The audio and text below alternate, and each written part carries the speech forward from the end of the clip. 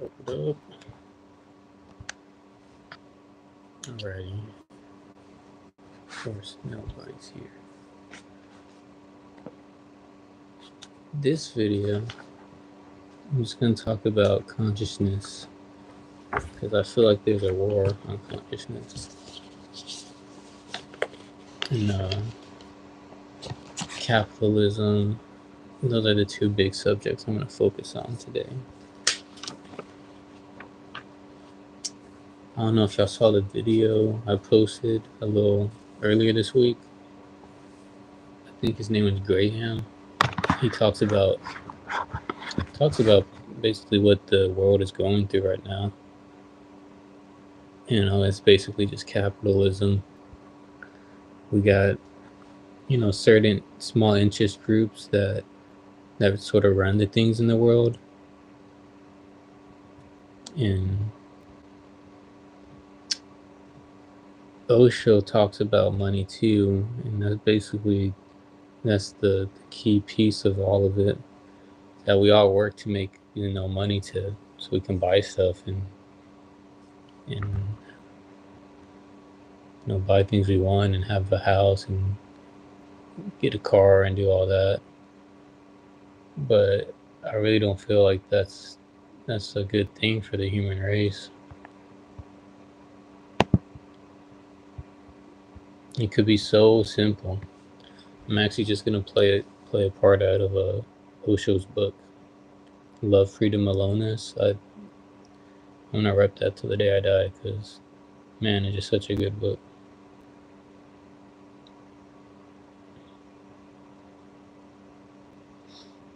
Let's see if I can find the bookmark.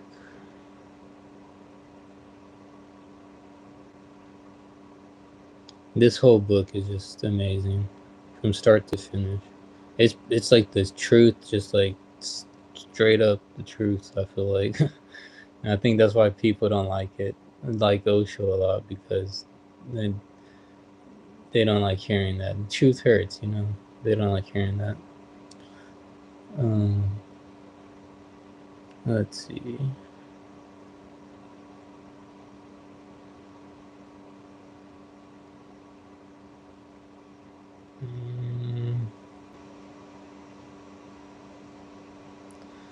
Is this it?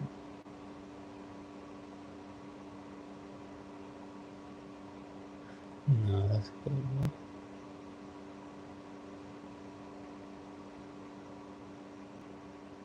Embracing the paradox.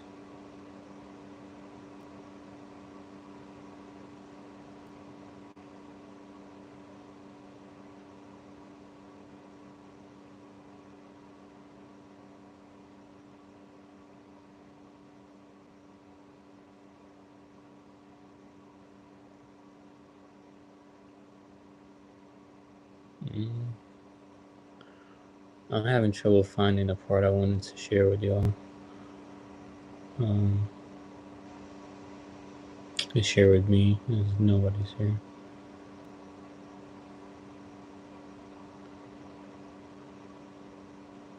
Alright, let's go into just part one. This is the start of the book.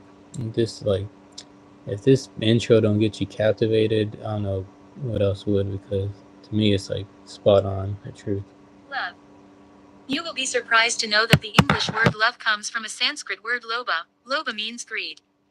It may have been just a coincidence that the English word love grew out of a Sanskrit word that means greed, but my feeling is that it cannot be just coincidence.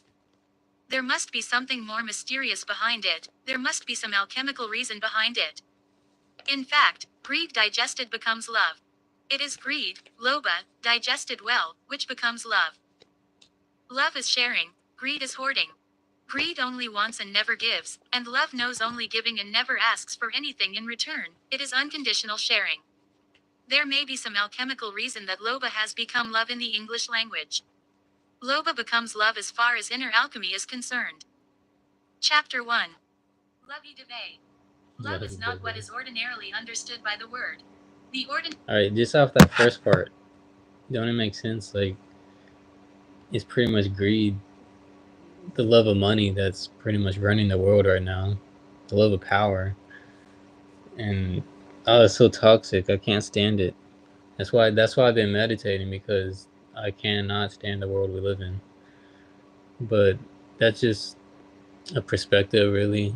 I mean, there's a lot of good in the world too, and you can use money for a lot of good things too. But I'm gonna keep to the preaching this message that OSHA talks about, because I feel like it's a healthier way, a healthier state of consciousness that humans could be, trying to maintain and work towards. But all right, let's get into the next part. Chapter 1. Lovey-dovey. Love is not what is ordinarily understood by the word. The ordinary love is just a masquerade, something else is hiding behind it. The real love is a totally different phenomenon. The ordinary love is a demand, the real love is a sharing. It knows nothing of demand, it knows the joy of giving. The ordinary love pretends too much. The real love is non-pretentious, it simply is. The ordinary love becomes almost sickening, syrupy, drippy, what you call, lovey-dovey. It is sickening, it is nauseating. The real love is a nourishment, it strengthens your soul. The ordinary love only feeds your ego, not the real you but the unreal you.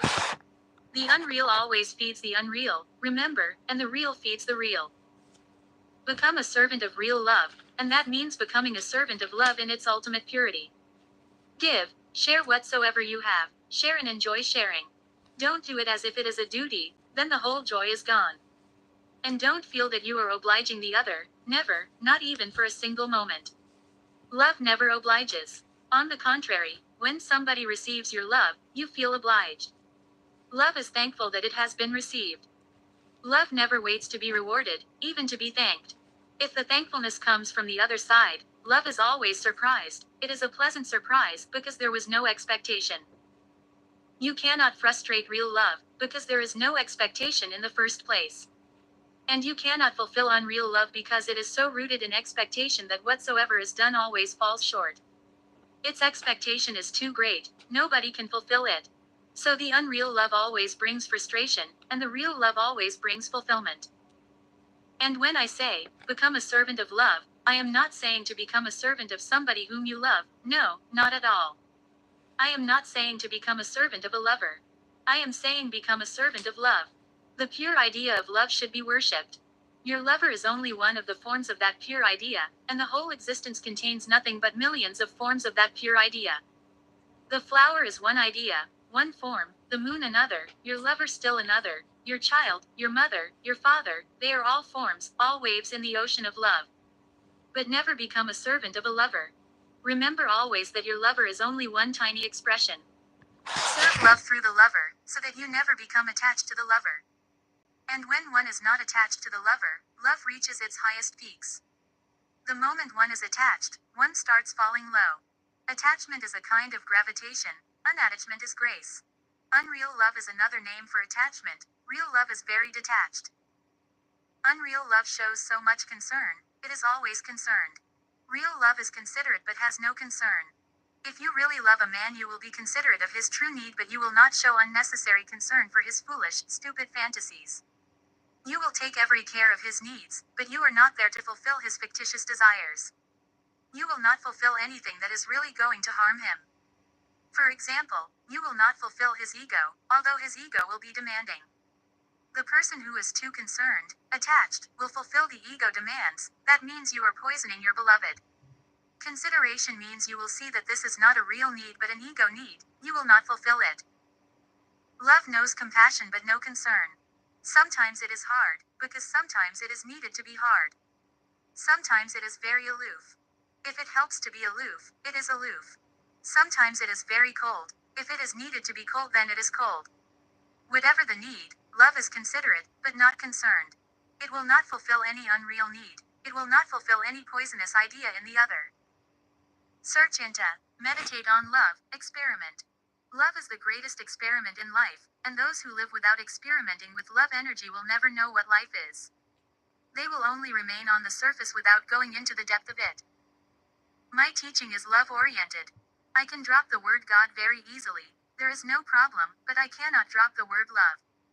If I have to choose between the words love and God, I will choose love. I will forget all about God, because those who know love are bound to know God. But it is not vice versa. Those who think about God and philosophize about God may never know about love, and will never know about God, either. Alrighty. So that was just the first chapter of that book, Love, Freedom, Aloneness by Osho. And I shared that with you because, just a good introduction, talking about consciousness. I think a lot of people avoid love because it's basically like a mirror and they don't like what they see. Me too.